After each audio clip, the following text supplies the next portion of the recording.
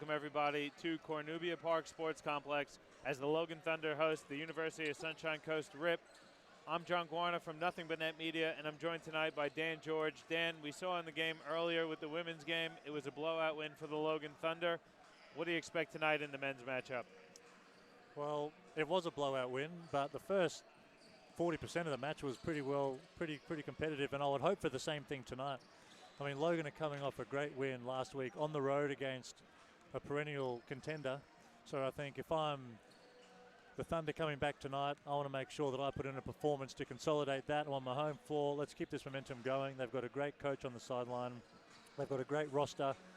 Looking at where they're at the ladder, they need to be looking at this as a chance to cement where they're at, looking towards the end of the year to get a roll and some momentum to really challenge for a title. And tonight's a great chance to do that against a RIP team that are young, inexperienced, and heavily reliant on one or two guys. So we'll see how that plays out. Yeah, Logan comes into tonight at 8-3. They're in second place on the ladder after that big win, 95-78 win last weekend against Brisbane. It was one of the best wins I've seen all season. They did it from the outside. They shot the ball incredible from three-point land. They hit 57.6% of their threes. Justin Baker was 6 of 8 from three. Mick Cedar was 6 of 8. From three as well. So, if you're going to be hitting it from the outside, you're going to win a lot of games, especially if you're shooting it at 57%. Oh, no doubt. But I think that they're experienced enough and well-coached enough to know that they're not going to shoot like that every week either. And I think if you look at some of these key players, Mitch Young, Tommy Amar, Justin Baker, these guys, you know what you're going to get from them week in and week out. I think the thing that impresses me about that group is that you have Sean Carroll, who's played 200 games in the Seabull in Victoria, come in, and he knows his role. I think the Illawarra Baldwin signing is a great one for them. It allows them to play big if they want to, and allows them to match up and go small with Mitch Young at the 5-2. It just gives them a really well-rounded roster. So I think, to your point, they shot the hell out of it last week. If you do that, you're going to win against most teams. But when that doesn't happen, I think they've got the composure and the leadership on the sideline and internally in the group to make sure that they know who's going to get shots, how we're going to get it. We're going to play hard D, we're going to grind out, and we're going to contend for a title. I think that's where they're at. Yeah, and the Sunshine Coast RIP come into tonight. It was going to be a tough matchup for them regardless, but they're without Rory Sutton tonight, who is one of their top scorers coming into tonight. He was averaging 13.5 and nearly 8 rebounds a game. You talked to Rory before the game. What's happening? Why is he out? Well, I was really looking forward to the Mitch Young-Rory Sutton matchup. I thought that was going to be a great one. And Rory said he's been running on one leg for the last 2 or 3 weeks. He's got some Achilles issues that he's got to deal with, which most likely will see him out for the rest of the QBL season this year. Hopefully not, but that's looking like the case. So I think the Achilles is a part of the body that you can play through injuries, but not an Achilles injury. I think that's something he's got to shut down and get yourself healthy. It's not something that you're going to play through, and it's not going to improve. So it looks like Isaiah Harrison's going to have the tough matchup with Mitch Young as they jump the tip there. Logan wins it, and they'll have the first opportunity to get some points on the board. Logan has Sapakis, Amar, Young, Cedar, and Baker. RIP have McGlynn, Ilton, Harrison, as Cedar's going to fire a three that's a bit strong. Somehow Sapakis comes up with it after Young tips it. Here's Young on the roll. He throws up a hook shot. Bit of contest there from Hayden Reed, and it's a miss. So nice defensive set there for the RIP to start the game. We can see the RIP aggressively trapping the post with 3 guys almost on that possession, which could work really well, but I'm not sure you want to leave Cedar open like that too many times either. Yeah, and Logan we see come out in a 2-3 zone. Hayden Reed trying to shoot over it. Long rebound. Louis Ilton comes down with it. Logan had great success against the Brisbane Capitals last weekend with this 2-3 zone. It really gave the Capitals fits, and Coach Derek Rucker going to roll with the zone here to start things out. Ilton gets it at the elbow, pull up for a jump shot. That's no good. Hayden Reed going up for the rebound. He's fouled. See who they give this one to. It's a quick foul there on Mitch Young. And Dan, I questioned it last week, but you'd have to expect in the QBL you're going to face some zone.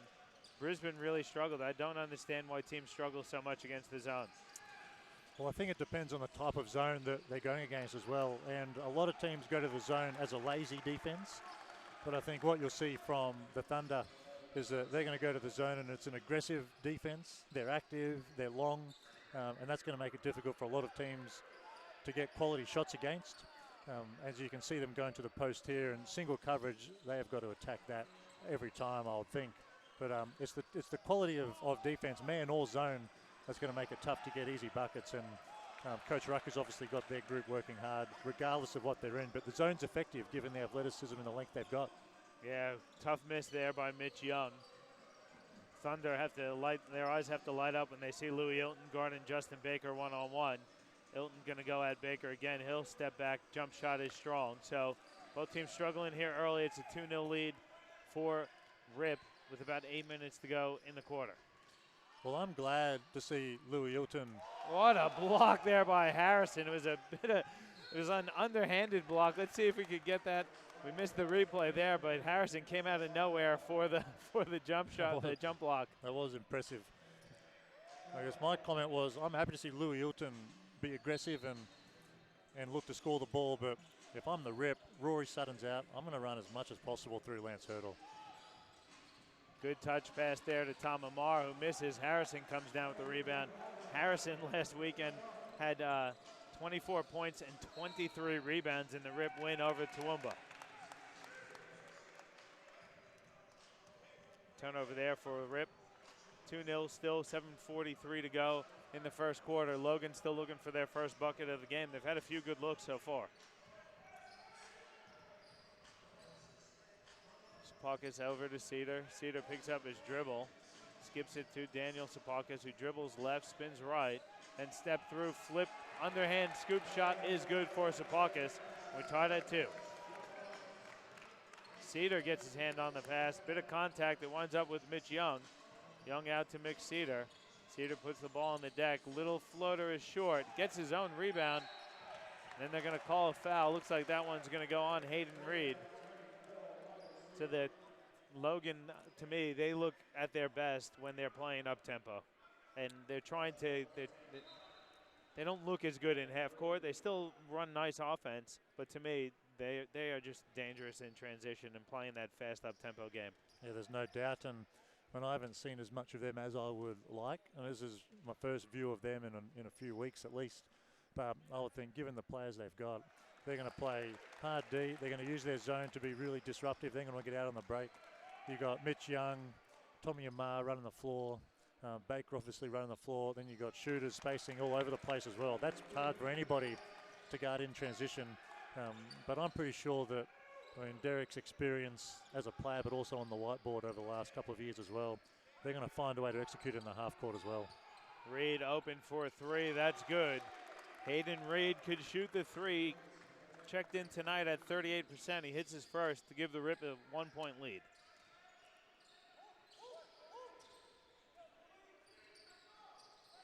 Young goes to the basket strong with 2 hands.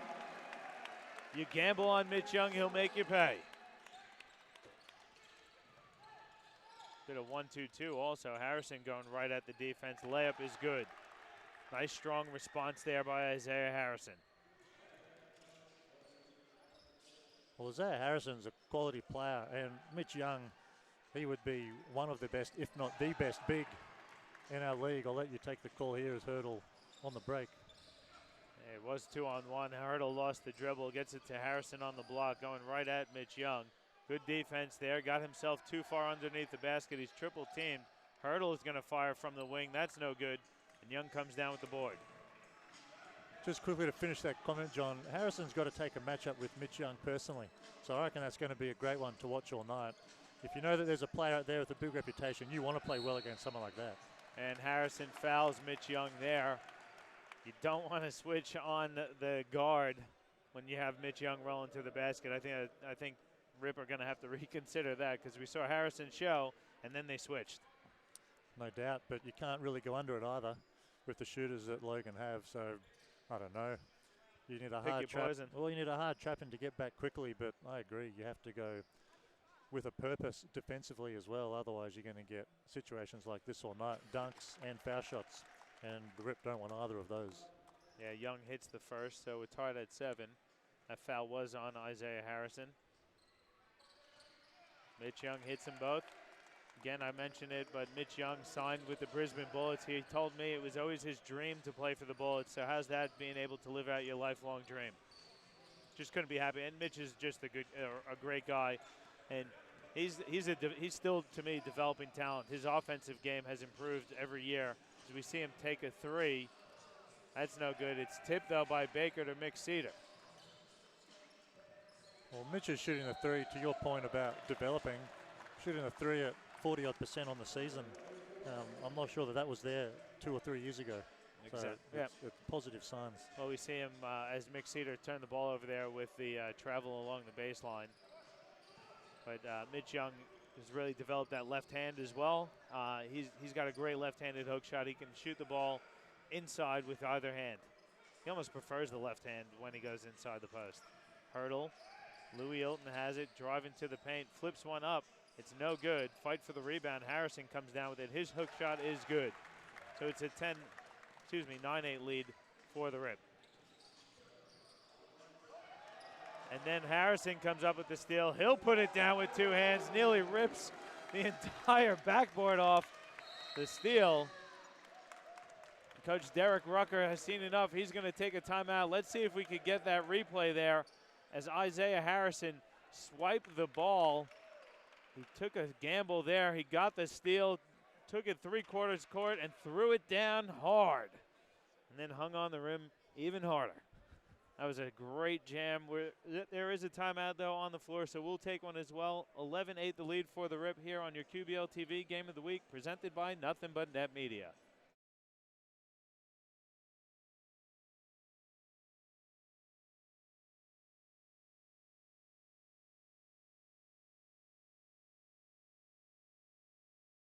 In-depth video analysis is no longer just for the pros. Huddle is an easy and affordable tool that brings professional level insight to club and high school teams.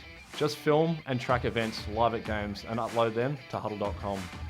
Accelerate player development with team messaging, automatically generated shot charts and reports, and the ability to add notes and drawings to your video.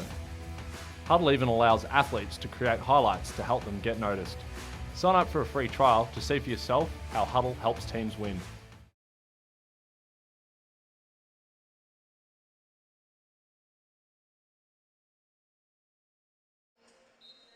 Welcome back to Cornubia Park Sports Complex as the University of Sunshine Coast Rip are up 3 over the Logan Thunder 11-8 with 4:45 to go in the first quarter. Sepakis has it for Logan. He'll hand off for Young. Young picks up his dribble. Now Cedar on the wing. Looking to go away from the screen. Drives baseline. Great inside pass to Ilua Baldwin. Baldwin going right at Louis Ilton, and he's fouled. And again, Louis Ilton is a strong, athletic player, but he can't guard an Ilua Baldwin in the paint. He just can't. I mean, he's giving up too much size and strength. Well, if Baldwin gets the catch down there, it should be over. It's a foul or it's a bucket, maybe both. I think to the comment earlier, when Mitch Young starts in the 5, they're athletic, they're long, and they bring Baldwin in, and now they're really big and still pretty athletic. So it just gives Coach Rucker another look, which heading in towards the latter end of the season is a kind of versatility that could put you over the top come playoff time. And you see, when you bring in Baldwin, you have the front court of Baker, Baldwin, and Young. Baldwin will play at the 5, but put Justin Baker at the 3. I mean, that's just a bonus, isn't it? Well, especially if they're happy to play zone on D. I mean, that's a pretty big back line. They will control the glass, and they're out and running. Hurdle's going to fire a 3. That's no good. Baldwin with a good defensive rebound. Good matchup between Mick Cedar and Hayden Reed. Sepakis has it on the wing, comes off a Young screen, has it stolen from him by Lance Hurdle. Hurdle going to get up himself and cock it back and hammer it down with 2 hands. Lance Hurdle getting up. I think Isaiah Harrison was ready to rip the rim off again, though. I'm glad Lance Hurdle kept it, or this game might have been shut down with one hoop done. Cedars corner 3, no good. Off and running again. Rip, get it to Reed. His layup attempt, no good. Ilton tips it. Ball knocked out of bounds off the hands of Mick Cedar. The Rip playing with a lot of energy here. They're up 5 with 3:36 to go in the first quarter.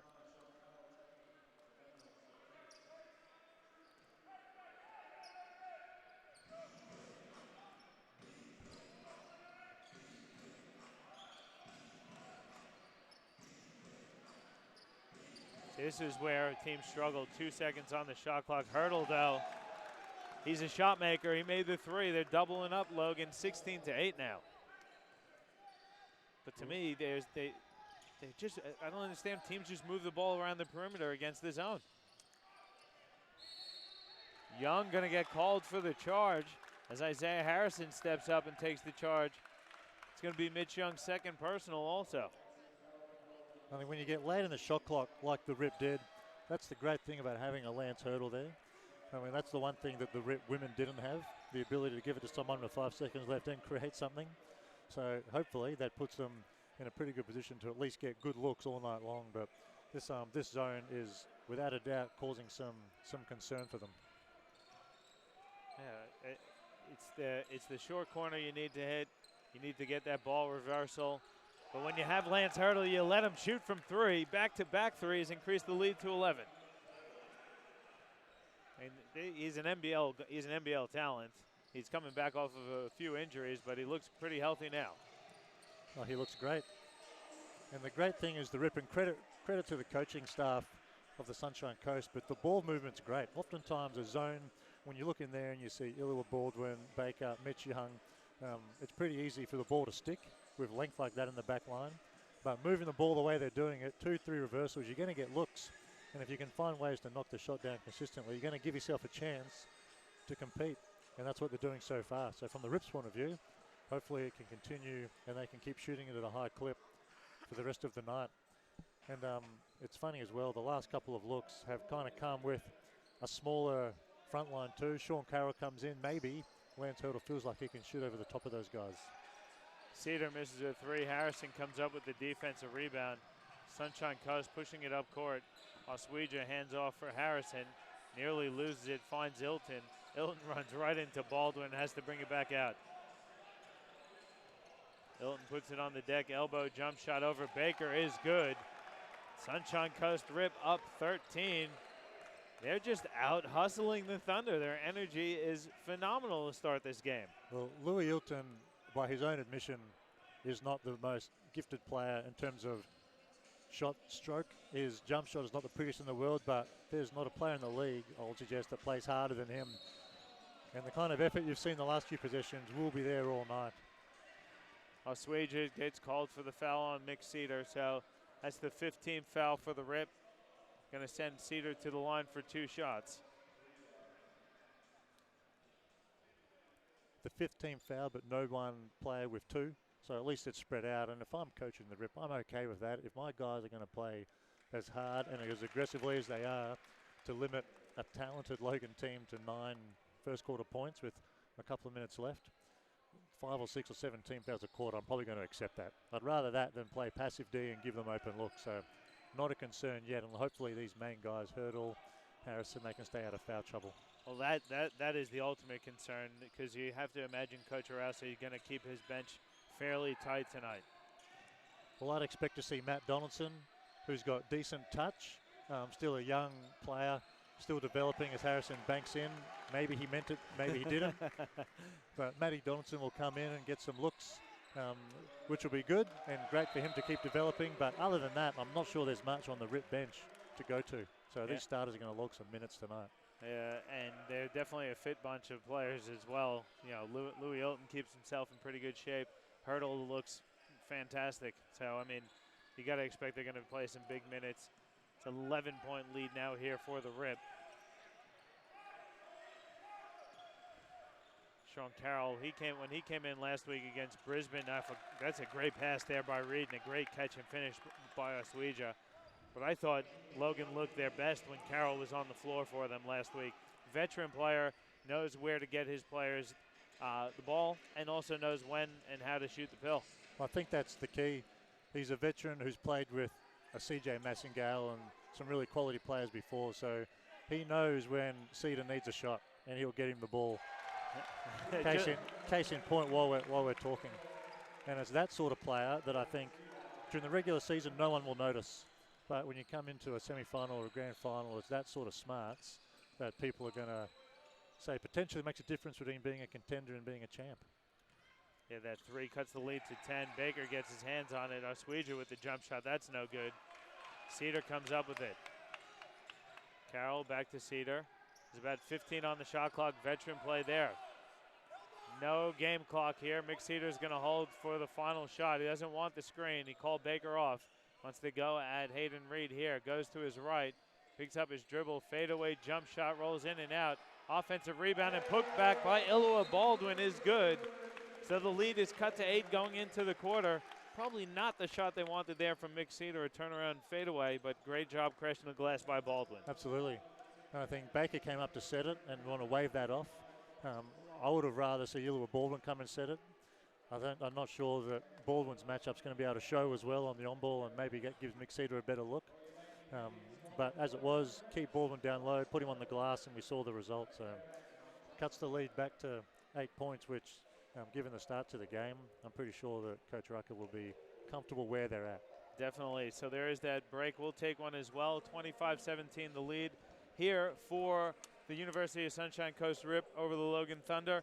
We'll come back with second quarter action here on QBL TV, presented by Nothing But Net Media.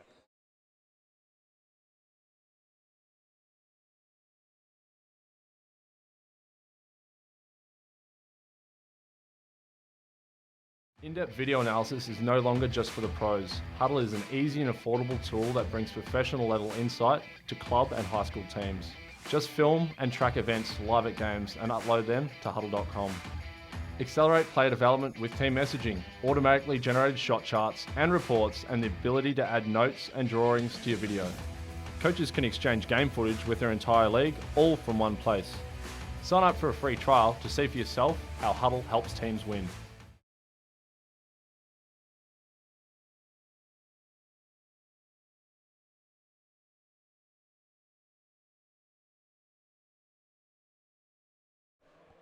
All right, welcome back here to Logan as the University of Sunshine Coast Rip lead the Logan Thunder at the first quarter break, 25-17. Take a quick look at the Rip stats. Leading the way is Isaiah Harrison. He nearly got a double-double in the first quarter. He's 10 points, 7 rebounds on 5 of 7 shooting from the field. Harrison Reed's got 3. Lance Hurdle's got 8. Louis Ilton's got 2, and that does it for the Rip. They shot 50% from the field, 3 of 7 from 3. They also had 13 rebounds and only 2 turnovers. When you look at the Logan Thunder stats, leading the way for Logan McCedar, he's got 6 points, 1 of 3 from 3, 3 of 4 from the free throw line. And then Young's got 4, Sapakis has 2, Baker's got 3, Baldwin's got 2. They only shot 31% from the field, 40% from three-point land, and they've got 5 turnovers. So Logan, shot themselves back into this game. They started off pretty cold, but they finished off fairly strong, hoping to carry the momentum into the second quarter here. It'll be great to talk to these coaches and get an idea about what their metrics are in terms of, 5 turnovers for a quarter. Is 20 turnovers for a game acceptable to the Logan Thunder? I'm not sure. Maybe 14, 15 is where they want it to be. So if they can control the backboard a little bit better, especially out of a zone, and cut down their turnovers, hopefully for their sake, this score comes back in their favor. That's a great hook shot on the one end by Isaiah Harrison. So he's got 12 points. He's really taken this this battle and the fight right to Mitch Young at the moment. Logan doesn't really have an answer for him. We've seen Baldwin matched up on him. We've seen Baker and Young. So Harrison comes into tonight. He's only averaging 11.6 points, so he's already beat his season average heading into the second quarter. Well, the Rip are short in terms of Matty Donaldson now at maybe 6'5", 6'6", guarding Mitch Young. So they need Harrison to dominate if they're going to be a chance, and so far he is. And great backdoor pass there to McCedar, who finishes underneath, cutting the lead to 8, 27-19. Donaldson has checked in for the Rip, as has McGlynn checked back in. So they got Hurdle, McGlynn, Donaldson, Ilton, and Harrison. And Logan answers with Baldwin, Cedar, Amar, Mitch Young, and Sean Carroll. But Coach Rucker going to go to the bench and reinsert Sapakis and Justin Baker for Carroll and Baldwin.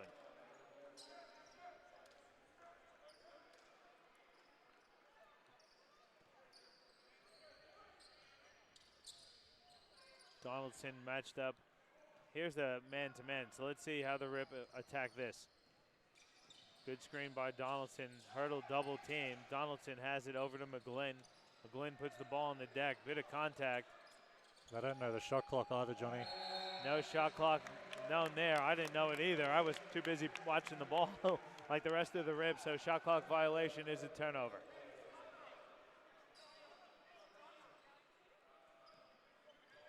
(27-19) the lead here. It's an 8-point lead for the Rip over the Thunder. Baker has it now top of the key over to Sapakis. Now Cedar has it working on McGlynn. He's going to step back and fire. That's good. Mick Cedar, his hot shooting carries over into this game. He's now got 10. Well, that's too easy. Mick Cedar is obviously a quality player at any level in Australia, but especially in the QBL. And I think if the Rip are going to let Matt McGlynn guard Cedar one-on-one, Cedar's going to do whatever he wants. So they're going to have to make an adjustment here soon. And you see Coach Rossi going back to Hayden Reed for McGlynn. So Reed had that matchup in the first quarter. I'm sure he's going to get it again in the second quarter.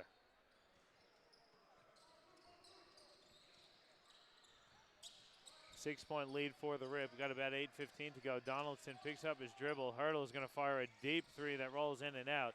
Cedar scars for the board. Now Logan off and running. Cedar crossing over. Leaves his feet, has it stripped. Baker winds up with it, and he finishes inside. Well, Hurdle's shot rather, was worth a couple of seconds on the shot clock again. So there's 2 possessions in a row. The Rip just have failed to get into any sort of offense. So they're going to need to come down, run their sets, and start executing well like they were in the first quarter, or else this lead is going to disappear pretty quick. Good defense there by Baker. Ilton's going to have to fire a long one. It's an air ball. Cedar comes up with it now. 27-23 the lead. Great inside pass. Young spins left, flips it up with the left hand. That's good. And the lead is now down to 2. I tell you, he likes that left-handed hook shot, Mitch Young. He shot it along the baseline, that one. Hurdle up and under is no good, and Baker with the rebound. Now Sapakis has it with his head up. He's looking cross court for Cedar, who's wide open for 3. It's up. It's good. And the Logan Thunder take the lead 28-27. Coach Nathan Arausi is going to have to take a timeout. So we'll take one as well. 7:10 to go in the first half. Logan up 1 here on QBL TV. Presented to you by Nothing But Net Media. In-depth video analysis is no longer just for the pros. Huddle is an easy and affordable tool that brings professional level insight to club and high school teams. Just film and track events live at games and upload them to huddle.com. Accelerate player development with team messaging, automatically generated shot charts and reports, and the ability to add notes and drawings to your video. Coaches can exchange game footage with their entire league, all from one place. Huddle even allows athletes to create highlights to help them get noticed. Sign up for a free trial to see for yourself how Huddle helps teams win.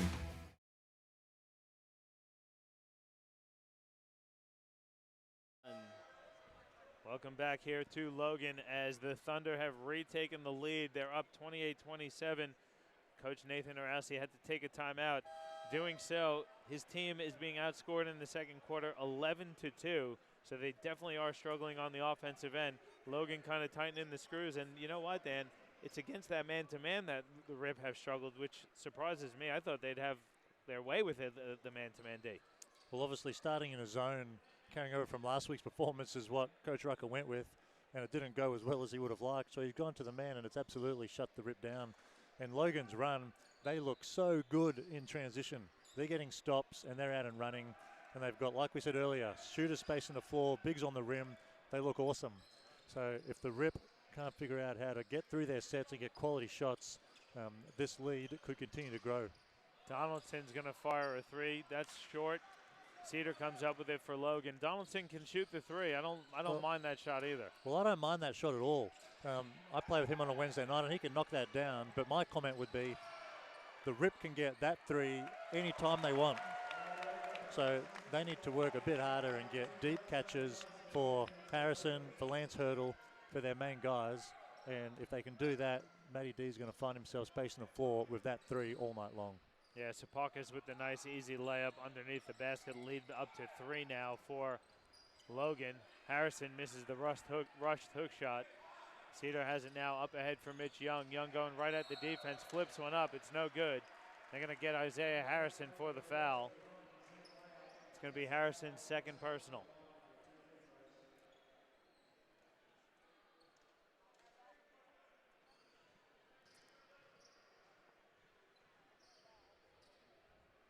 So Young is going to go to the line for 2 shots. He's hit his first 2 on the night.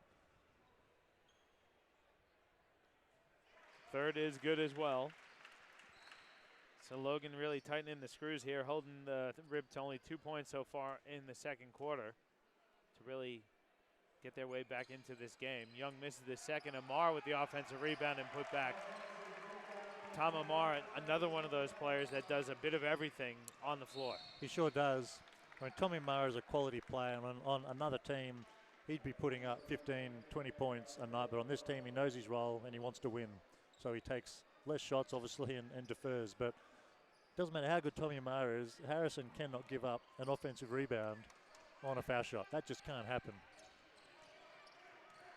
Sapakis got called for the foul there. The double team. Pass kicked into the crowd. Thankfully, no one got hurt there. That came out and shot into the crowd like a rocket ship. So Rip will maintain possession. Harrison Reed will inbound. Hayden Reed, sorry, I keep calling, I'm mixing up Isaiah Harrison with Hayden Reed.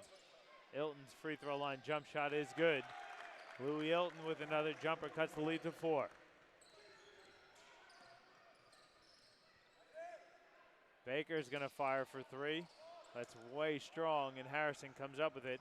Now Hurdle in transition, up ahead to Ilton. Euro step layup is good, and the foul. As Mick Cedar fouls Louis Ilton going to the basket. So Ilton will have an opportunity for a 3-point play. That was a nice finish from Louis in transition. Cedar was well placed, could easily have been a charge, but obviously, I guess we'd call that a Euro step to the side at the end to avoid an offensive foul, but to pick up contact and finish with a chance for a 3-point bucket as well. Yeah, Ilton on the season shooting at 47% clip from the free throw line. Donaldson checks out. McGlynn checks back in, so. And if that's the case, if we know that he's not a great foul shooter, why do the Rip only have one man on the offensive glass here? They don't want to give up the transition. The one man gets the O board, but it's blocked by Sapakis. Now Sapakis has it on the left wing. Logan gonna reset. It's an interesting lineup. They have their 2 point guards here, and Sapakis and Carroll on the floor. Amar out to Sapakis, pump fake. Gets his feet in the paint, goes right to the rack and lays it in. Nice strong take there by Daniel Sapakis. 35-31 the lead for the Thunder. Hayden Reed guarded by Mitch Young. He's gonna fire over Young, that's strong. Baker comes down with the board. Now Logan off and running. Amar throws it up for Young. Great deep catch. He spins away from the double team. Reverse layup is good for Mitch Young. Nice look there by Tom Amar. Well, that's a great pass from Tommy Amar to find him. And great footwork and a great finish from Mitch Young down low. Yeah, it looked like he got himself in trouble, but he's got those long arms to flip in the reverse, doesn't he? Louis Ilton trying to make it happen himself. It's stolen by Carroll. Carroll's running with his head up. Baker has it now. Amar inside for Young on the deep seal. Left-handed hook shot is good. Mitch Young starting to heat up. He's into double figures. He's got 11. But again, it comes off transition basketball. Tommy spaces the floor. Mitch Young rim runs, which is off a turnover at this end. And the Rip just need to execute. I know I'm a broken record, but if they can't execute and if they allow Logan to get out in transition, Logan's going to come out with a comfortable win. 39-31. They gave Isaiah Harrison that foul on, it looked like he fouled Young, and that's trouble for the Rip because Harrison just picked up his 3rd personal. Coach Rucker wants to take a timeout here with 4 minutes to go in the first half, so we'll take one as well. It's the Thunder up on the Rip, 39-31 on QBL TV, presented to you by Nothing But Net Media. In-depth video analysis is no longer just for the pros. Huddle is an easy and affordable tool that brings professional level insight to club and high school teams. Just film and track events live at games and upload them to huddle.com. Accelerate player development with team messaging, automatically generated shot charts and reports, and the ability to add notes and drawings to your video. Coaches can exchange game footage with their entire league, all from one place. Sign up for a free trial to see for yourself how Huddle helps teams win.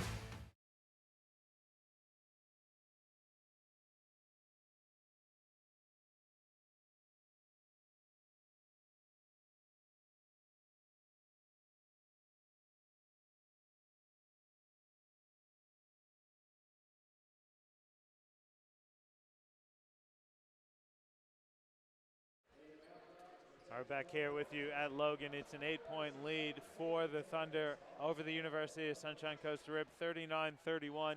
4 minutes to go here in the first quarter, and Logan really having their way with the Rip here in the second quarter. Everything is going Logan's way. Yeah, by design too. That doesn't happen by mistake. Playing good D, taking the Rip out of their stuff, and getting out and executing in transition. They look great. Baker has it top of the key now. And we see the jump shot there by Mitch Young. He steps out. I tell you, if he can hit those shots consistently, he could be a force offensively at the NBL level. I think he doesn't really get a lot of touches when he plays up there.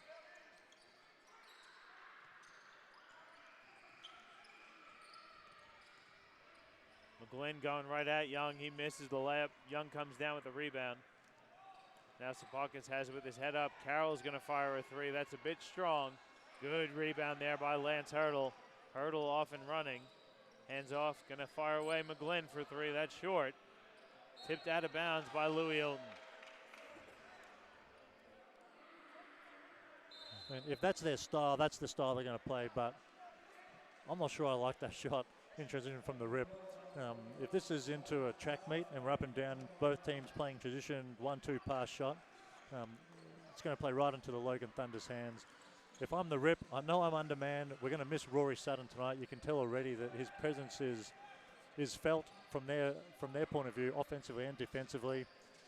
Two suggestions that I would make: you can't let Mitch Young play one-on-one against anybody, because he's going to get buckets, or he's going to get fouled, which is what's happened the last 4 or 5 possessions. So if you're going to let him play one-on-one, it's game over from that point of view. And if I'm the Rip, I'm going to come down. I want to slow the pace, space the floor. I want Lance Hurdle handling the ball every possession, maybe run some side-on balls with him, but let him dictate what happens. I'm not sure I want to come down and go 1-2 pass, quick shot, because at the moment that's not working too well. And the thing that Logan is doing good defensively, or doing well defensively, is keeping or forcing Hurdle to get rid of the ball early and then not allowing him to catch it. That's exactly right. So we see them double teaming him every time he has the ball, and he's not getting it back. So you gotta look for him to get that ball back and be a little bit more aggressive when he gives the pill up. Absolutely, and that means they've got to run stuff for him, which they look like here, coming off a double pick. I mean that. Jack Asweja with a great hook shot there. So that's not a bad look, but it looked like a bit of miscommunication there because Hayden Reed was in the spot where Hurdle thought he was getting the pill. And an aggressive play there defensively by Hurdle knocks the ball out off the leg of Simon Taylor. So good opportunity here for the Rip to get a couple buckets in a row. Carroll and Baldwin check in for Sapakis. Cedar checks in for Carroll, and Baldwin checks in for Sapakis.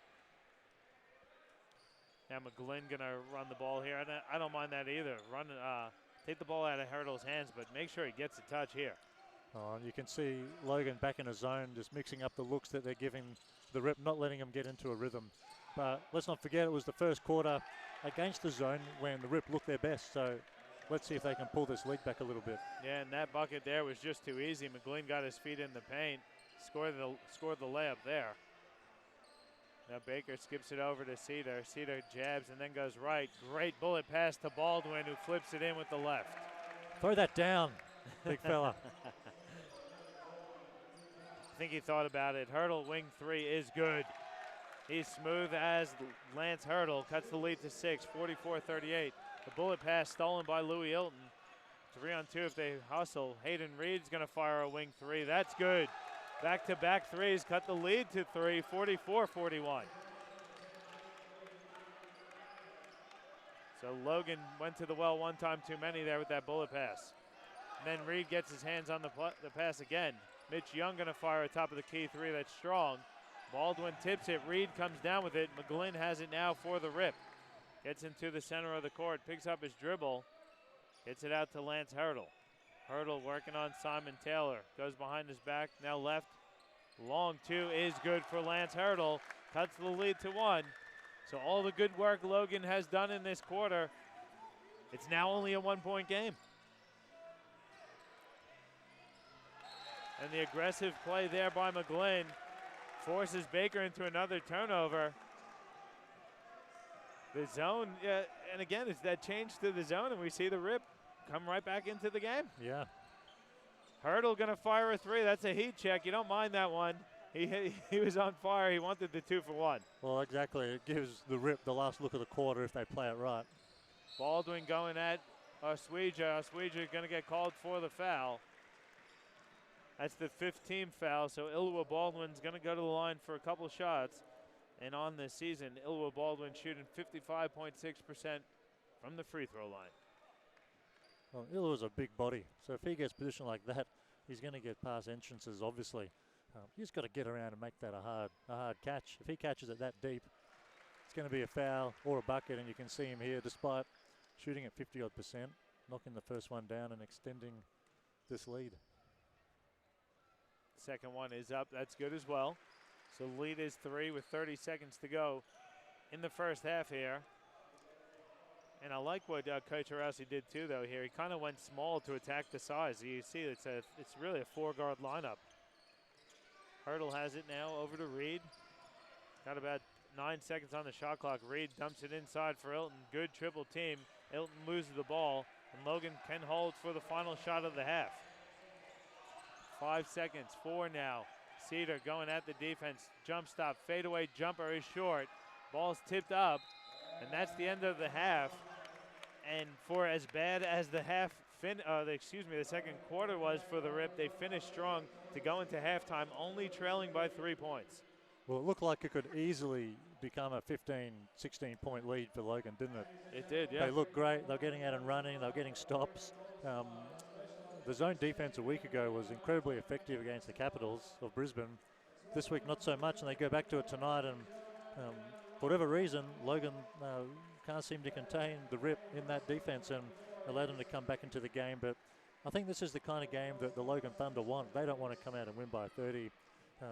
Obviously, they would love that, but it's not going to help them get better.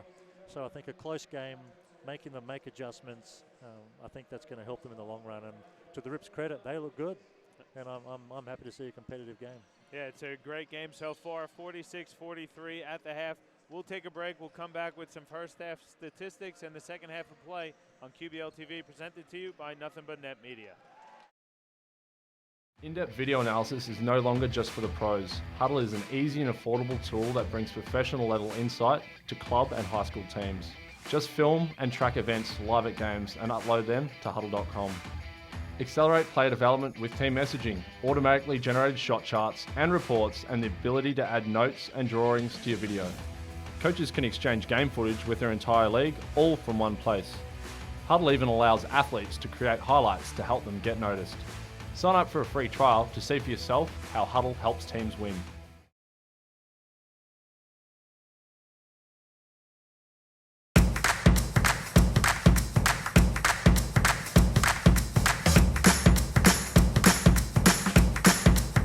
Hi, my name is Jade and I play basketball for Queensland.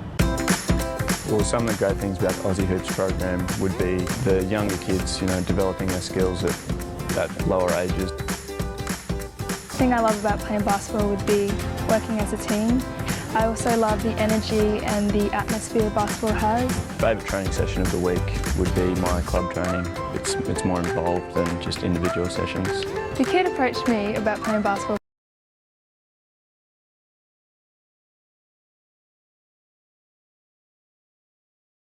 In-depth video analysis is no longer just for the pros. Huddle is an easy and affordable tool that brings professional level insight to club and high school teams. Just film and track events live at games and upload them to huddle.com. Accelerate player development with team messaging, automatically generated shot charts and reports, and the ability to add notes and drawings to your video. Huddle even allows athletes to create highlights to help them get noticed. Sign up for a free trial to see for yourself how Huddle helps teams win.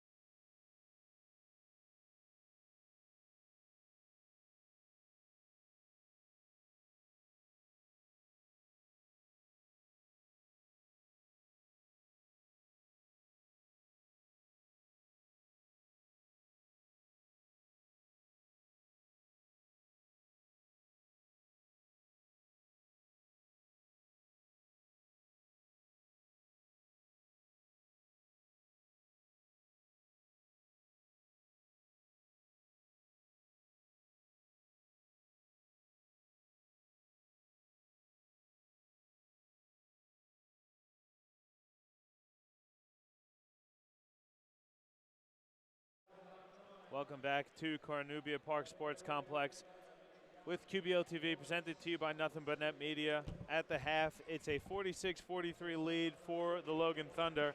Take a look at the Logan stats, and Logan shooting 50% from the field, 3 of 9 from 3.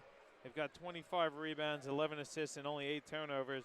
Leading the way for the Thunder is Mitch Young. He's 14 points, 7 rebounds. You look at Mick Cedar, how about this stat line? 13 points, 9 rebounds, and 4 assists. He's 4 of 10 from the field, 2 of 4 from 3.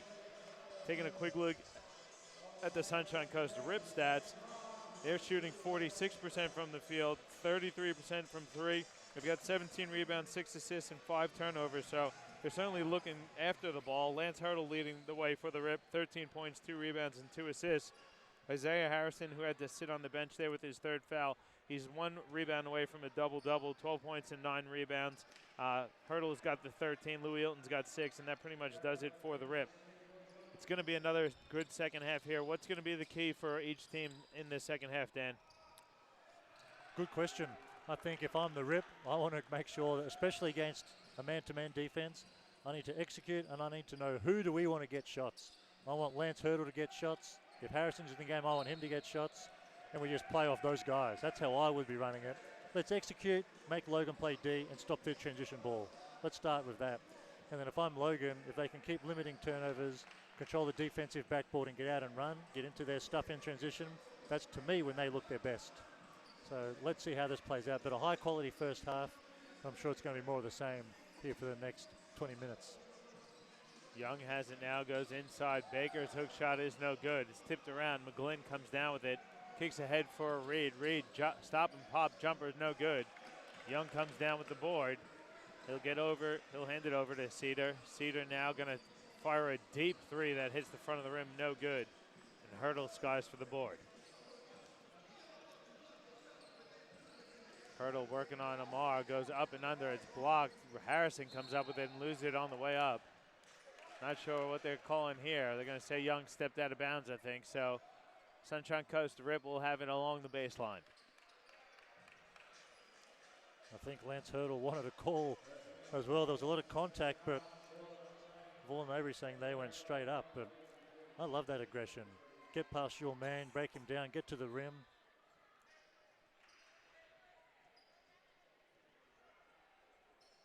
Couple of chats here from the referee and the score bench.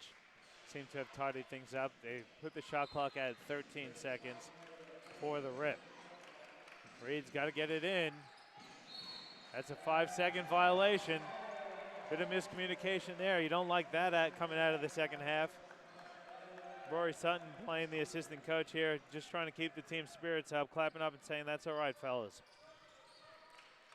Well, you got to love Rory keeping spirits up, but I don't know how that happens. A 5-second call on a baseline out of bounds play. Logan can play the best D in the world, but I don't know how you can't get the ball in.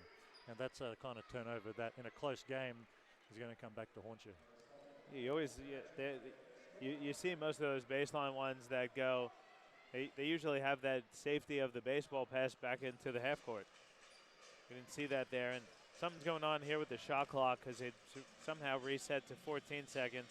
So the referees are just trying to kind of tidy things up here. What do you do here? Do you have a referee who keeps an eye on the shot clock, or you just give it your best guesstimate? It's kind of one of those things where you just have to always pay attention to what it's on. I mean, they always talk about referees having the best peripheral vision on the court because we got so much to see.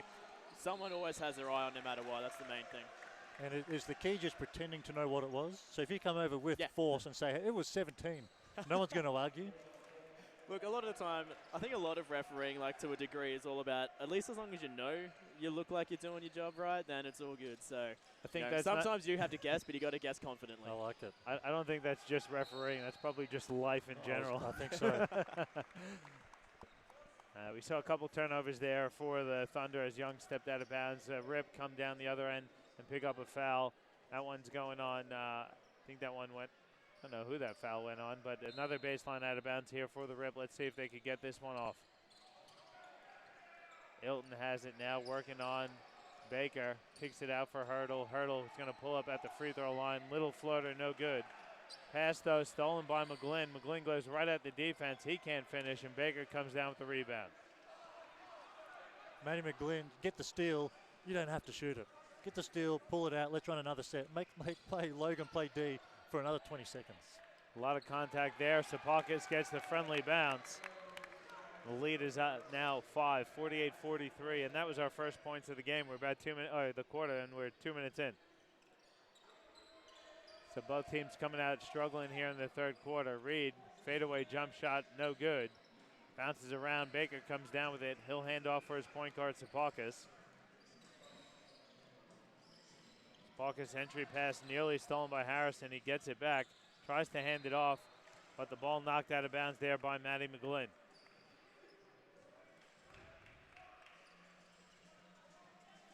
So Baker will get set to inbound. There's 14 seconds to go on the shot clock. Baker inbounds for Mitch Young, who fires a deep two. That's good. Gotta love the fan sign for Mitch Young. Have a shout out to the young girl directly across from us. Every time Mitch Young does something nice, she's got the sign up there. That was a nice jumper for Young. Ilton inside, he can't finish, and Amar comes down with it. Good backdoor cut. Tommy Amar flips it up and in. I thought we were getting the yoke from Tommy. I would have loved to see yoke. If this was Wednesday night at Auckland Flower, he's dunking that. He's got to save his energy for Wednesday night. Is that what you're telling me? I'm not saying that. I'm saying he might not see Isaiah Harrison down there on a Wednesday night either. Might have made him second guess that a little bit. But Tommy's a great player, and like we've said a couple of times, does a bit of everything. Unselfish, solid defender, runs the lane, good shooter. The kind of guy that I think every QBL team would want to have on their roster. Yeah, Harrison gets called for the charge. Coach Rousey not happy with the call. Looked like it was tipped. I'm with you, Coach, on that one, but nonetheless, it is a turnover, and Logan will have an opportunity to increase their lead. They're up 9, 52-43. Young going at Harrison. There's that left-handed hook shot. There it is, and there's the sign up for the young lady. Mitch Young with another bucket. Well, if they keep playing him one-on-one, she may as well keep the sign up the whole time and never take it down, because he is going to go to work if he's getting single coverage in the block. Reed has it on the wing, gets a screen from Ilton, comes off the screen, doing a bit of dribbles, going to fire an elbow jump shot. It's an air ball, falls into the hands of Baker. Now Cedar has it, over to Baker. He'll pop a three, that's up and short. Good rebound there by Hayden Reed. McGlynn now off and running for the rip. He'll hand off for Reed. Reed out to Hurdle, now McGlynn. Work it around to Louis Ilton. Ilton working out Mitch Young, flips one up. That's no good. He fights for the rebound. Ball goes out of bounds off of the Logan Thunder player. This is, you've said it time and time again tonight, but we've seen about 3 possessions in a row where Hurdle doesn't even touch the ball. He needs to at least get his hands on the ball every single possession. Absolutely. Because he draws the defense and he'll open things up for everyone else. There's a good inbounds play as Harrison gets open and for the layup. And I don't know what Lance Hurdle's demeanor is like, if that bothers him or not. It doesn't look like it does. Maybe internally that's frustrating for him. But he's got to go and just get it. I'd just run it. Whoever's got the ball, just take it. Because if he's not controlling tempo and controlling looks for this Sunshine Coast team, they're just not as good. Hayden Reed thinks about a three, instead loses it on the way up. Ilton's going to fire a jump shot short. Baker comes down with it for the Thunder. And again, another possession. No, we don't see Hurdle with the touch. Toby Zaremba's checked in for the rip. Sapakis spins, lays it up and in. He's been desperate for a call. He's still looking to the referees to blow their whistle. Harrison on the block working against Baker. Good up and under move. He's fouled there by Justin Baker. Good positioning for Harrison and good footwork to get a good look. No doubt. And if Lance Hurdle's not getting a touch because we're getting ISO ball on the post, that's good offense. I think if they need to go to Lance Hurdle or to Harrison down low, that needs to be what they get a look at almost every possession. Baker did a pretty good job there defensively. He held his ground. Harrison just used the footwork to kind of create enough space where he could step through.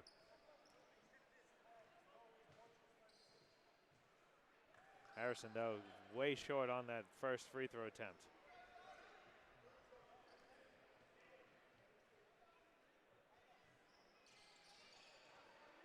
Second one is good.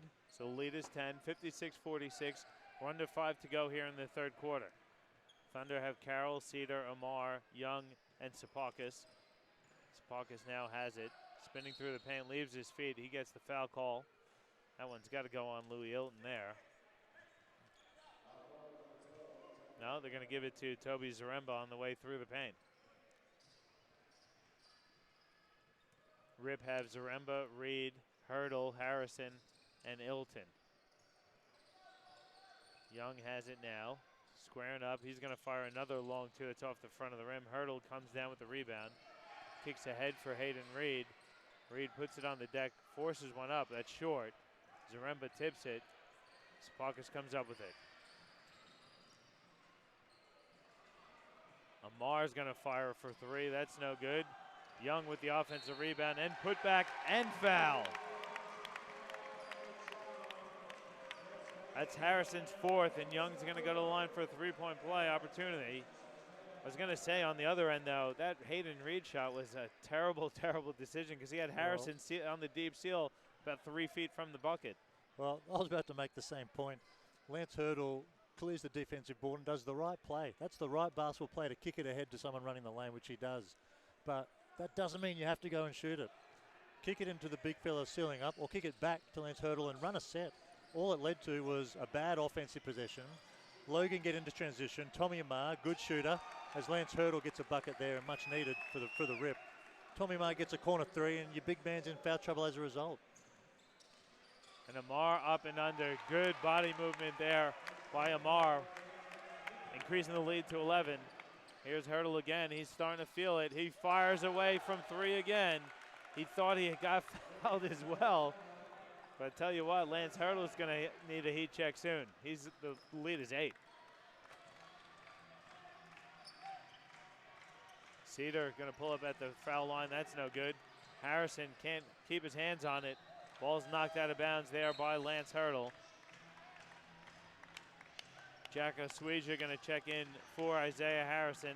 Harrison's going to have a seat with 4 personals. Inbound from Cedar to Sepakis. Sepakis going to bring things back out. Now Carroll has it. Young going to fire elbow extended jump shot, no good, but a long rebound goes to Mick Cedar.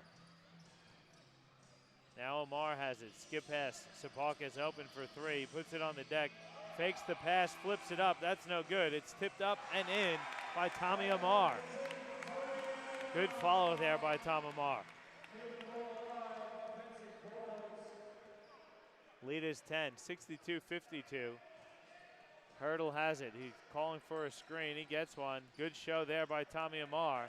Amar now matched up with Hurdle. Hurdle's going to fire it deep on that short. Young with the rebound. Sepakis going to fire his 3. That's strong. Long rebound goes to Amar. Now Young has it. Spins baseline. Reverse layup. No good. Gets his own rebound. Hits Tommy Amar. Louis Ilton looked like he got his hands on the pill, but he got the body as well. So Ilton's going to get called for the personal foul. What are you thinking, Dan? Well, I mean, there's a lot going on, isn't there? There's a fair bit of action. But I mean, the Sunshine Coast Rip are playing decent defense. But the long arms of Mitch Young on the offensive glass on that possession. The possession before that, Tommy Amar sneaks in and gets a tip in. Those sort of offensive balls, if you can't control the defensive glass and finish the defensive possession and then get out and get into your own offense, you're going to struggle to pick this league back, especially against a team that's top 2 in the league.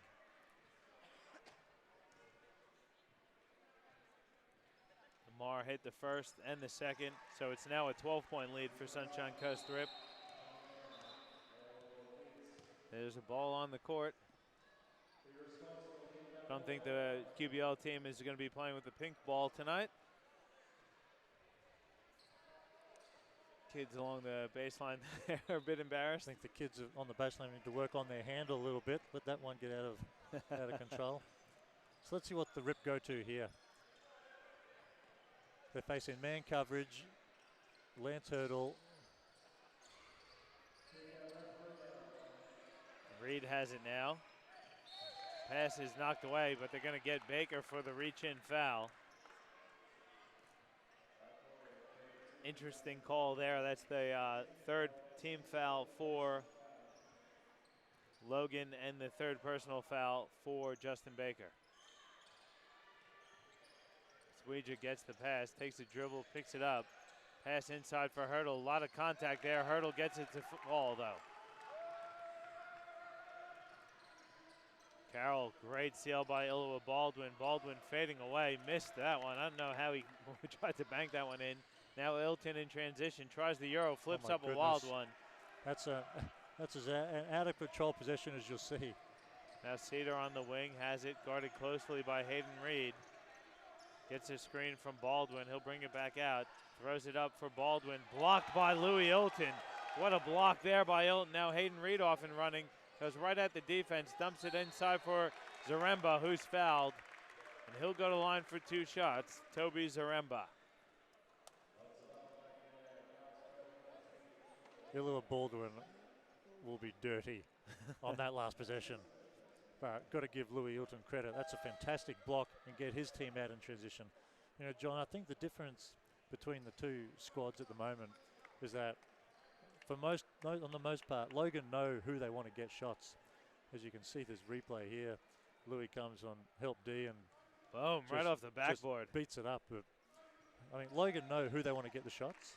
And you can see Mitch Young's a focal point when he's in. Cedar's a focal point. Whereas I think at the other end, the Rip aren't sure who's going to shoot it each time down the floor. And I think that's the difference at the moment in terms of execution to me.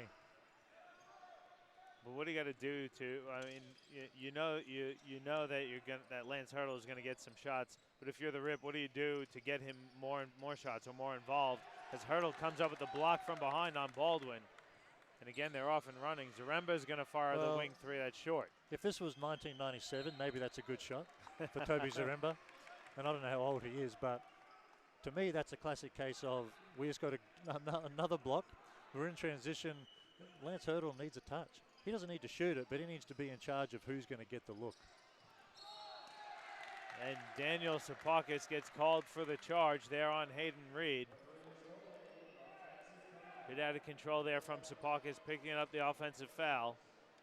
That's 5 team fouls now for the Thunder. Next one, and well, they're in the penalty at the moment. Referees want Louis to hold the ball, but if again I asked you the question though, what do you think? What do they need to do to get Hurdle the ball? It's not. I don't really see Logan doing anything in particular to slow Lance Hurdle down or keep him from holding on to the ball. Well, I don't know, and I'm not obviously part of the conversation on the practice floor either, but I'd probably do one of 2 things depending on what they've discussed during the week. I would just give Lance Hurdle the ball. I'd let him run to the middle of the floor or to a wing, and I'd run side on balls and let him make a decision out of that. If they're going to trap it, let's find an open man. If they're not going to trap, I'm going one-on-one. Maybe I'll get a switch and I can attack the big guy. Otherwise, give it to someone else. Let Lance Hurdle run to the corner, run him off 2 or 3 picks, and get him a look where he's coming off movement, away from the ball, off a couple of screens, and get an open look where he can then attack it, like here. And he's got to stay aggressive as well and not give that up. He's got to realize that him taking a jump shot is a lot better than the look they just got. Yeah, I mean, that's an opportunity for him to doubt. attack. Absolutely. To attack, yeah. That's where I want to see him take the ball, space the floor out, and he runs the show. Baldwin fouled there by McGlynn. Louis Ilton had to check out. He's got a bit of blood on the hand there. They're trying to stitch him up or patch him up a bit to stop the bleeding. And if we look at the scorers for the Rip, Lance Hurdle's got 21 points.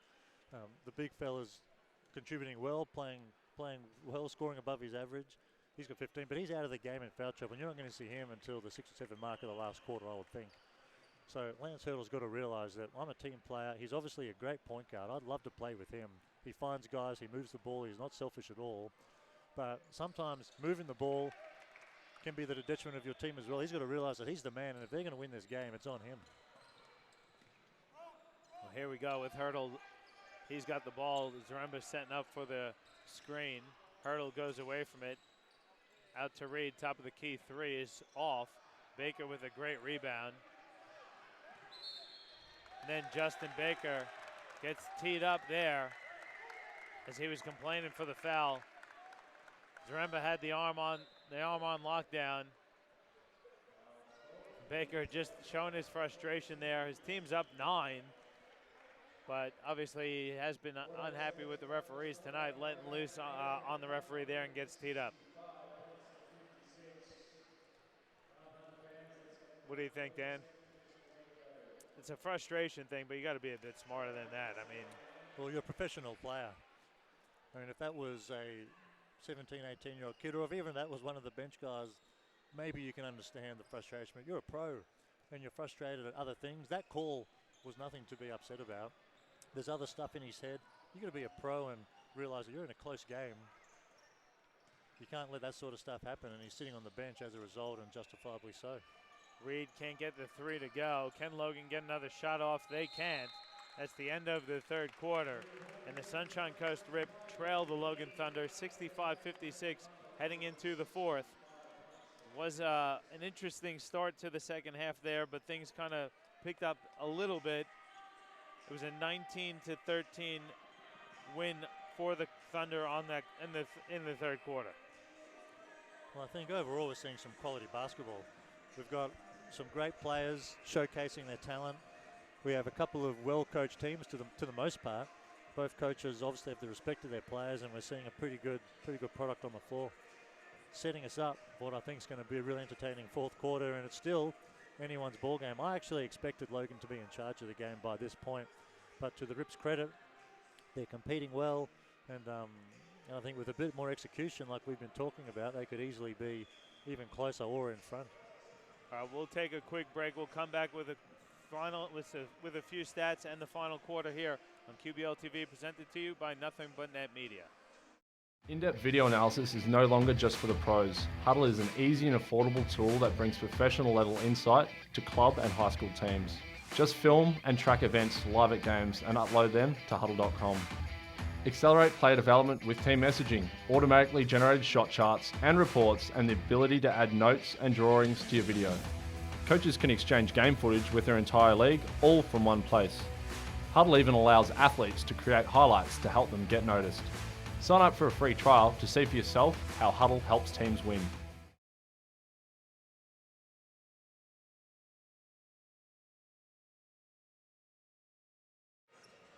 We're back with you here at Cornubia Park Sports Complex in Logan as the Thunder lead the University of Sunshine Coast Rip.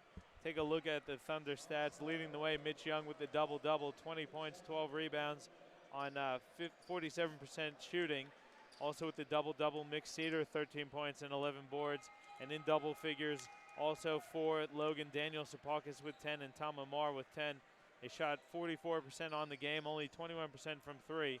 They've got 12 turnovers, but 45 rebounds to 27 rebounds for the Rip. So Logan doing it on the glass.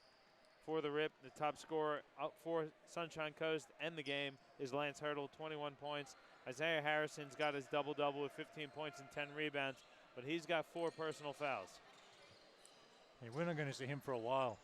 I mean, there's going to be 3 or 4 minutes of action here where we won't see Isaiah Harrison, and if the game stays close, maybe even longer. And you read out the rebound disparity a minute ago. Louis Hilton, undersized. Toby Zaremba, he is a veteran, so hopefully he's got smarts.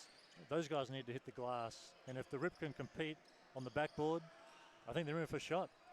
Hurdle is going to step into a wing 3. That's strong. Cedar with another rebound.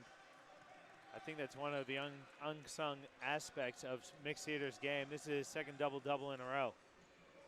Well, he does a bit of everything.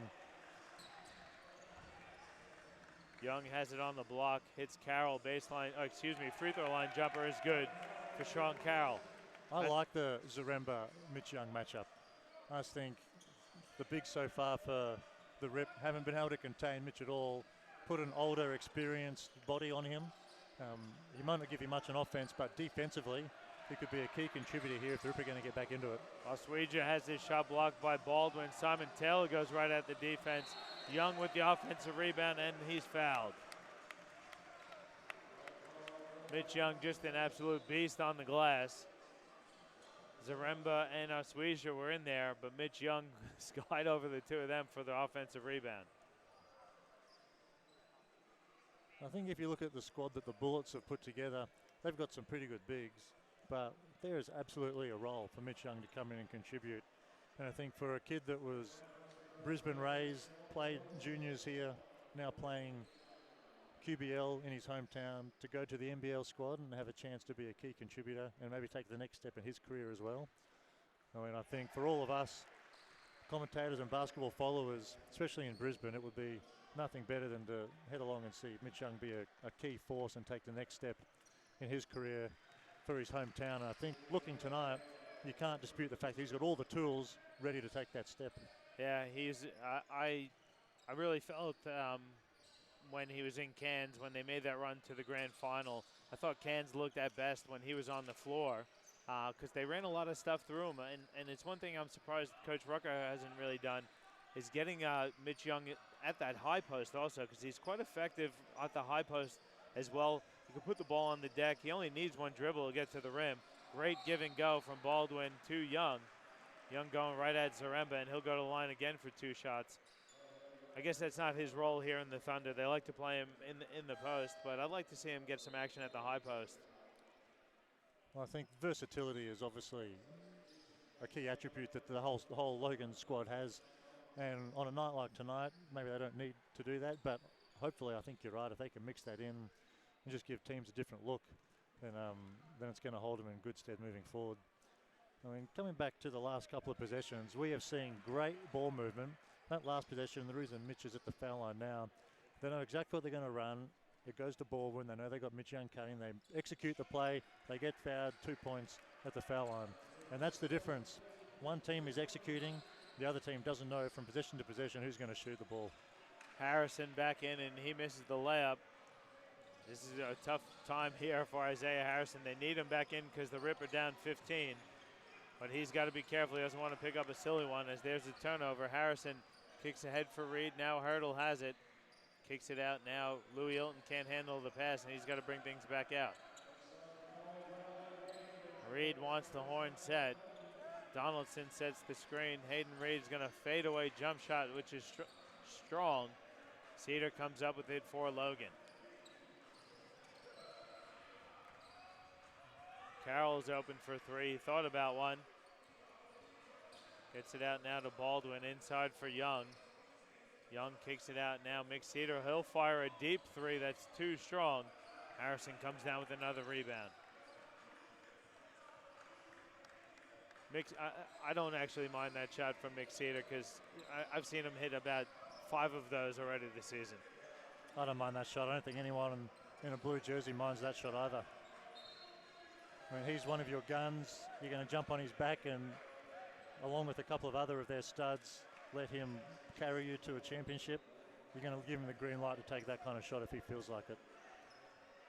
And it's really going to be the matchup of the season next weekend. Not to look too far ahead, because there's still plenty of game left, but Townsville has yet to lose so far this season. They've got a 3-game lead on the Thunder.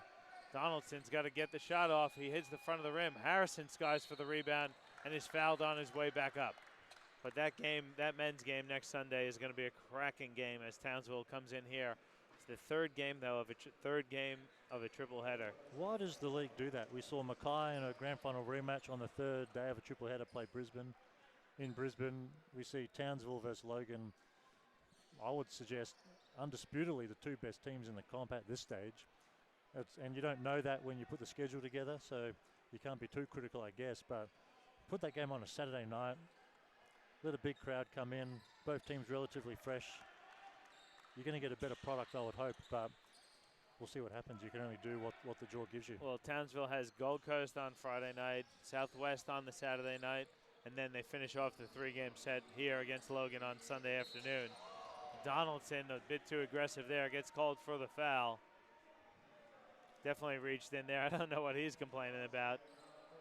71-57 the lead here for Logan with 6:50 to go. Coach Nathan Arowski going to take a timeout, so we'll take one as well on QBL TV, presented to you by Nothing But Net Media. In-depth video analysis is no longer just for the pros. Huddle is an easy and affordable tool that brings professional level insight to club and high school teams. Just film and track events live at games and upload them to huddle.com. Accelerate player development with team messaging, automatically generated shot charts and reports, and the ability to add notes and drawings to your video. Coaches can exchange game footage with their entire league, all from one place. Sign up for a free trial to see for yourself how Huddle helps teams win.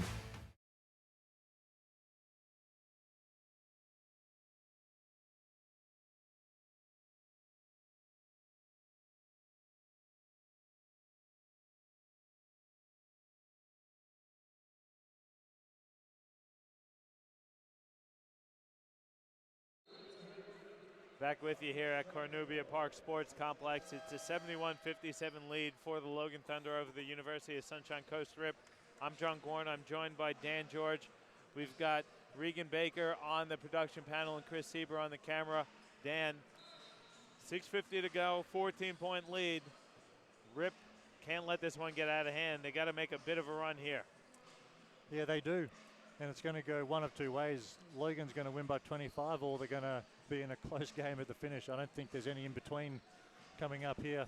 Similar to the women's game, we made a comment along those lines as well. But looking at that possession, it could get ugly. But let's see how well the Rip come down and run their sets here to finish the game. That was a great set there as Baldwin blocks Hurdle. A great set to get Cedar the three out of the timeout. And how about the vision of Cedar to find Sapakis, who rattles one home. Nick Cedar with the bullet pass cross court right into a three. The lead is now 20. I don't think anybody on this Logan team cares who scores, and that's rare. It sounds something that's so simple, but when you've got Cedar knocking down threes and then he throws a cross-court pass like that, everyone's involved, everyone enjoys playing, and that's part of the reason I'm sure that they're doing so well this season. Turnover there by Sapakis. She's trying to feed the big man Ilua Baldwin inside the paint. Reed's going to step into a three that's way off. Hayden Reed hasn't been able to find his shot tonight. Then again, another ball comes onto the court. Before that ball came onto the floor, which forced a stoppage in play, Coach Rucker, they got a defensive board. He holds his hand up. Stop, let's run something. So they're going to come down and run a good set and get a good look for someone that they want to get a good look for. And I haven't seen that from the Rip team. And maybe it's an experienced player, and it's just the fact the Rip don't have the cattle that Logan do. Maybe that's part of it. But I just love it that Coach Rucker's going to put his hand up. They're up 20. But fellas, let's stop. Let's execute. Let's get a good shot. We're working on us. I love that. I think that's a great call there, Dan, because they come out and they're running. When they run their sets, they look great. They've looked fantastic tonight. I think they're really peaking at the right time. Coach Nathan Arausi on the other side, on the other end, though, called the timeout, and I think he just wants his boys to play with a little bit more energy, a little bit more pizzazz, I guess, because they're kind of letting this one get away. It's not over yet because there's that much time left. It's a 20-point lead, though, and we said it a couple minutes ago, but they got to make something happen now, and hopefully that little ribbing from Coach Arausi will light a fire under him. Well, the Rip don't deserve to lose by 30 tonight. I think they've played relatively well, so hopefully they can bring this back and make it competitive, if nothing else. Well, let's see what they do out of this timeout here. Going to come out with a bit of pressure, I thought, but they're not. They drop back. And here comes Logan Thunder with Ilua Baldwin handing off from Mick Cedar. Cedar puts it on the deck, thinks about the step back, hits Young on the baseline. Hurdle with the steal. He's off and running. He'll get up and put it down again with two hands. Great finish there by Hurdle. I just want to do it once. Just once, Dan. Get up and dunk it? Just get up and dunk. I think if I had springs like that, I'd just for one day, I'd wake up at 4 a.m. and I'd just drive around for 24 hours playing pickup against anybody. Just dunking it as much as possible. And then I'd go to bed and they'd be gone. And that'd be it. I'd give it just once. As Reed hits a three, so 5-point run, quick 5-point run here from the Rip. Cuts the lead to 15 with under 5 to go. They've just got to maintain the energy here now. Pockets now for Young. Great pass inside from Young to Baldwin. That's an underrated aspect of Mitch Young's game is his touch. He's a very good passer for a big guy. Absolutely. Reed has it now. He wants the horn set. Goes away from the screen. Now Ilton sets another one. Inside for Harrison, working on Baker. Tries to spin through a double team. It's blocked by Baldwin. Now Sapakis has it. He'll step into a three that gets wedged in between the rim and the backboard. That's what's known on the starters as a wedgie. I know you love your podcasts. Do you watch the starters? You listen to those guys? I'm not on the starters, no. I'm on the vertical with Woj and JJ. Who put you on those guys? You sure did. That's right. The starters is the other one you got to I like the to. big podcast with Shaq. Yeah? And that's about the extent of my sporting podcast. Other than that, I'm straight business, Guana. You're all business all the time, Thunder. I love it. 79-62 the lead here. We're approaching about 4 minutes to go. Baker's checked back in, as has Tommy Amar for Logan. Louis Hilton gets his hands on the entry pass to Young. That's a double dribble. Young gets called for the double call. dribble.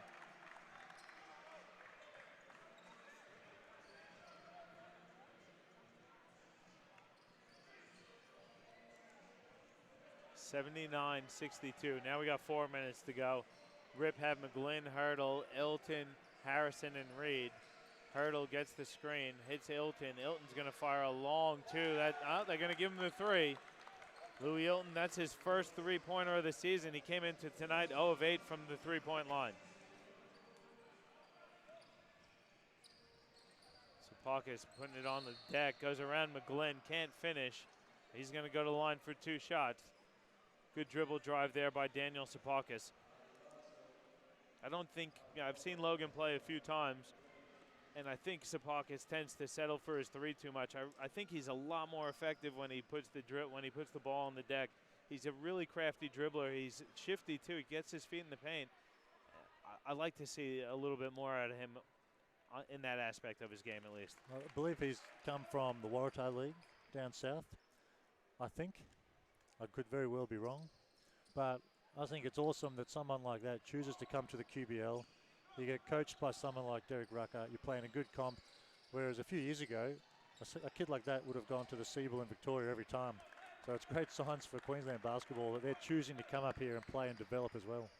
Good bucket there by Hurdle. Cuts the lead to 13 now, 80-67. Great steal there by Louis Ilton. Ilton going 1-on-2 through a few defenders. He gets the bucket and the foul. I'm not sure what's that. I think that's a flop warning, I think.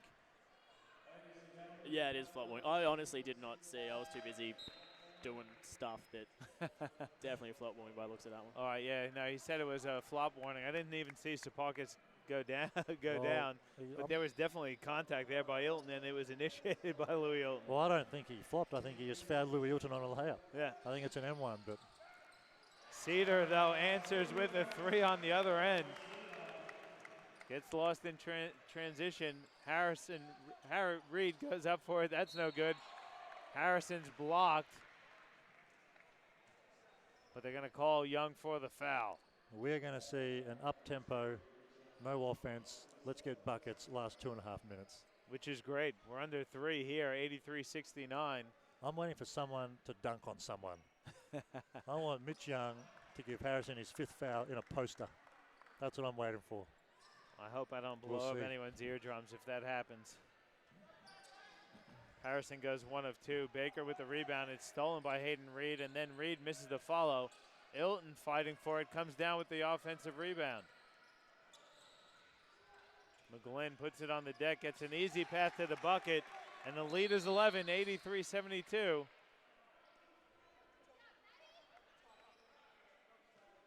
Delay game warning there on Matty McGlynn. Here's this 2-2-1 pressure here. Let's see how it goes, because the last time Logan beat it and beat it easy, they do again. Tommy Amar has it now over to Carroll. Young's pass goes through the legs of Baker. Carroll finds it, and Baker finishes the touch pass from Sean Carroll. Good in and out dribble by Hayden Reed. He hits the shot and is fouled. That's a nice move That right was there. a great move there by Hayden Reed with the in and out, the left hand and the finish. They're kind of hanging around here. This is dangerous times for Logan. They're letting the Sunshine Coast Rip hang. It's an 11-point lead with 2:15 to go. The thing that worries me, though, the rip, that press that the Rip have gone into has been completely ineffective. Well, it's a soft press, but I'm not sure they're trying to steal the ball. I just think they want Logan to start offense with 13, 12 seconds left. I think that's the purpose of it, because if they're doing it for a steal, in my face, they get one. As I'm saying, they won't. Reed goes right at the defense, finishes with the left hand. We're back down to single digits, 85-76 now. Carroll cross-court pass nearly stolen by Harrison. He flew through the air. He couldn't get the steal, though, and now Logan with Cedar. He's trying to answer with a three. It's no good. Hayden Reed gets the rebound, and he's off and running. They need a quick bucket here. Louis Hilton's going to fire a three. He rattles home his second one, and it's a 6-point lead. Comes in tonight 0 of 8 from 3, hits 2 on the night, and with 1:38 to go, it's a 6-point lead here for the Logan Thunder.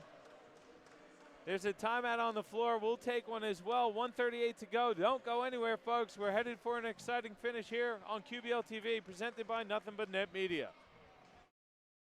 In-depth video analysis is no longer just for the pros. Huddle is an easy and affordable tool that brings professional level insight to club and high school teams. Just film and track events live at games and upload them to huddle.com. Accelerate player development with team messaging, automatically generated shot charts and reports, and the ability to add notes and drawings to your video. Coaches can exchange game footage with their entire league, all from one place. Huddle even allows athletes to create highlights to help them get noticed. Sign up for a free trial to see for yourself how Huddle helps teams win.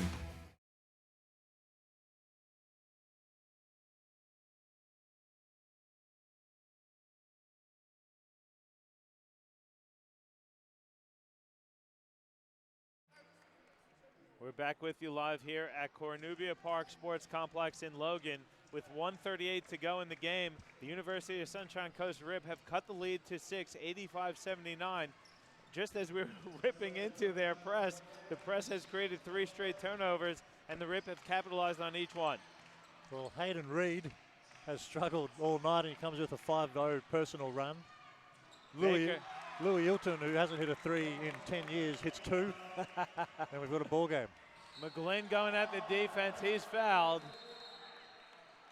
So McGlynn's going to go to the line for 2 shots. They gave that foul. I think they gave that one to Sean Carroll. So McGlynn's going to go to the line for 2 shots. Matt McGlynn on the night hasn't hit a free throw. This is his first and second attempts. The captain of the University of Sunshine Coast Rip. It's an 8-point lead there. Baker had that great finish on the other end too. Pretty athletic finish from Justin Baker. I got to give a shout out to our boy Dave Derwin for checking in on YouTube at home with the kids tonight. And Shory in the U.S. for tuning in as well. My man Shory, you talk about a competitive stud in the QBL back in the 2000s. Dave my man Derwin? Shory. My man Shory. Come on now. 87-81 the lead here. It's 6 points for Logan. They beat the press fairly comfortably. They're going to trap, and then Ilton's going to foul Tom Amar. That's the 15th foul, so Tom Amar is going to go to the line for 2 shots with his team up 6 and 1:23 to go in the game. It was a questionable decision there by Louis Hilton to foul. They had him in a tough position along the sideline there, and the trap was coming. And they fouled a good foul shooter as well. So this will go back to a 3-possession game now. Tommy hits them both, so it's back up now. It's an 8-point lead, 89-81. Hurdle looking to get inside the paint, spins away from Young, flips one up and in. How about that layup there from Lance Hurdle? That is an unbelievable finish in traffic. And then McGlynn fouls Sean Carroll, another good free throw shooter. Carroll hasn't missed a free throw this season. Granted, he's only taken 5, but. Well, I don't know why Manny McGlynn is showing fake hustle diving on the floor to try and foul in that situation. A 6-point game, play good D, get a stop. You got plenty of time. To me, that's an error. And Sean Carroll, he's been in these situations before. I expect both of these to go down, but it's a bit different shooting foul shots with a minute left in a tight game. So we'll see if he's still got the same composure he had years ago playing for the Knox Raiders. Yeah, I think McGlenn was going for the steal and he just fouled. That's what I think. I think he was too. Yeah. I'm just questioning The decision. why he was doing that. Yep. I was in a tough spot on the play. The pass was a little low. Carroll kind of had to get down. Maybe he thought there might have been a deflection or something. Who knows? But Carroll does hit them both. So it's back up to an 8-point lead. Louis Hilton crossing over on Amar, gets to the basket. A lot of contact there. Harrison finishes with the follow, though. 6 points the lead. They need a turnover here. The Rip do. Cedar splits the D. They got to trap or do something here. Cedar's in a bit of trouble. Skips it over to Carroll. Now Tom Amar. Amar had an open look. He brought it back out. Inside for Young, who can't finish with the left hand. Harrison now. Hands it over to Hurdle. Hurdle, you got to expect him to fire away. He does. Top of the key three is way off. That's an air ball for Lance Hurdle. When they needed him the most, he couldn't deliver. And Coach Nathan Arasi going to take a timeout with 35 seconds to go and his team down 6. We'll keep it here, Dan. Do you have to foul now if you're the Rip?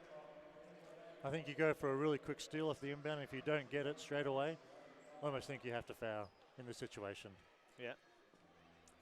So is that what Coach Arasi is telling? Is he telling? I mean, he'll assess the situation and he'll give the team the instructions.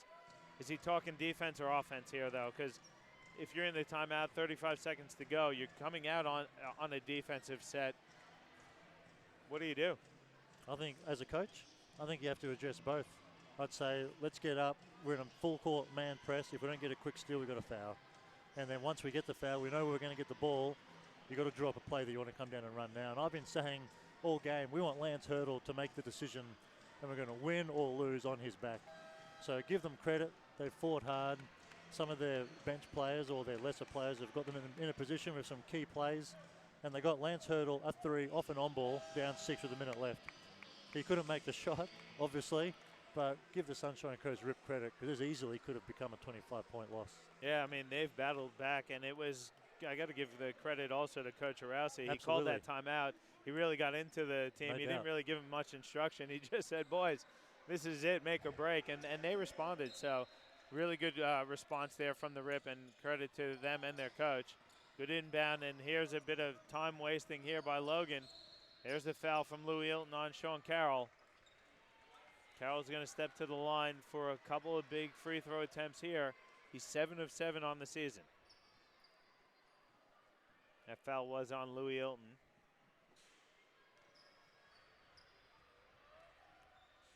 Carroll misses the first, so first miss of the season in a big key situation here for Logan. He just needs to give them one to make this a 3-possession game, though. Hits the second, so it is a 3-possession game, 92-85. Quick inbounds, they need a quick bucket here. Carroll gonna pick up the foul, and that's not what Logan needed, because that's their 15th foul. So it stops the clock, and it puts Hurdle on the line for 2 shots. Well, that's just a smart veteran play from Lance Hurdle. Knowing the situation, knowing the team foul position. Chance to put 2 points on the board with the clock stopped. That's Carroll is going to check out. Daniel Sapaka is going to check back in for the Logan Thunder. Hurdle is an excellent free throw shooter, shooting 92.3% from the free throw line.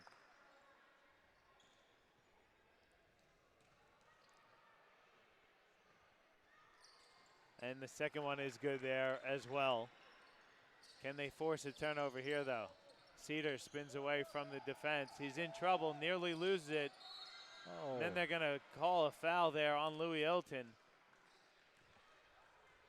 Cedar can hold on to the ball there. Well, that does 2 things. That was almost a steal. I couldn't really see the play from here, but that was an unfortunate foul, if anything. But it's also Louis Hilton's 5th foul, which hurts them on this next possession. Yeah, I thought that was a tough call against the Rip there, because Cedar was in a lot of trouble in front of his own bench there. The clock was running down. He didn't have a great hold of the ball. And just a bit too aggressive there from Louis Hilton, and he's done for the night. And Louis had a great game tonight. He sure has. But I guess the flip side of that comment is you can't give the ref the chance to make the call either. So if you see Cedars in trouble, he doesn't have a great handle, he's getting trapped, show your hands and don't even give them a chance to call a foul. Donaldson gets to the bucket, lays it up and in. Still a 5-point lead with 17 seconds to go. You got a foul here. Cedar finds Baker. Baker now holding on to it. Hurdle is going to pick up the foul with 10 seconds to go. And Justin Baker going to go to line for 2 shots on the season. He's shooting just under 78%. Excuse me, 74% from the free throw line.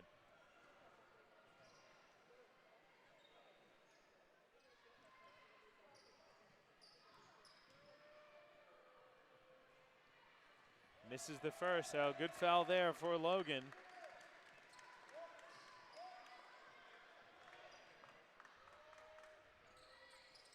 Second one, though, rattles home. Harrison hands it over to Hurdle. If they could get a quick one here, still a chance. Zaremba is the one who's going to fire the 3 from the corner at short. Reed nearly came up with the rebound. Cedar does, and the clock runs out on a very hard-fought win here for the Logan Thunder, 95-89. He went down right to the very end, and a great game here at Cornubia Park Sports Complex. It was a good product on the floor tonight. I mean, we saw a pretty competitive game, and give the Sunshine Coast Rip credit. Coming off, from Logan's point of view, a big win last week against the Capitals on the road. They're back at home. We said in the opening, this is a chance for them to come out and just continue their momentum, and they did. They found a way to nut out a pretty hard-fought win against a Rip team that was competitive, but I think the Rip undermanned. Rory Sutton's out. They could easily have rolled over and taken a hard loss tonight, but they put a good performance on the floor, and I was really impressed. I thought Logan did well to execute and come away with a win, and I thought the Rip showed signs of improvement leading into the back end of the season as well. Yeah, we'll take a quick look at the stats for the Logan Thunder. All 5 starters are in double figures, led by Mitch Young's 24 points. He also had 14 rebounds. Mick Cedar had 21 points and 16 rebounds, also had 5 assists, and also he got 14 points from the bench, 9 from Ilua Baldwin, 5 from Sean Carroll. They shot 46% from the field, only 28% from 3, but they did the work on the glass, 58 rebounds. They out-rebounded the Sunshine Coast by 20 rebounds, 58-30. They also had 22 assists on their 32 buckets. So great job there by Logan. We take a quick look at the Sunshine Coast. Sorry, John, I've taken your stat sheet off you. Yeah, all right. I was just checking the total shot attempts for the team. I mean, the Rip took 88 shots. Logan had 69 looking at this, so they gave themselves plenty of opportunities to be in the game, but again, the comments made during the class felt that some of those shots may have been ill-advised, and Logan's execution on the offensive end was just at an extra level, which I thought was a large part of the difference early on. But I mean, Lance Hurdle obviously played great for the Sunshine Coast Rip with 29 points, and Louis Hilton and Reed made some late pushes as well. And Harrison, after his really strong start, got in foul trouble, but still put in 19 and 16, well above his averages against a pretty solid front line from Logan. So. Yeah, it was a great game, great effort by the Rip. They just come up a bit short. They fall 95-89. Guys, I just got to give a shout out and thank Chris Sieber on the camera. I got to thank Regan Baker on the production panel, and of course Dan George on the call with me. Don't forget, next Sunday we're back here at Logan as the Townsville Flames and the Heat visit the Logan Thunder here on QBL TV, presented to you by Nothing But Net Media. We'll see you next week, guys.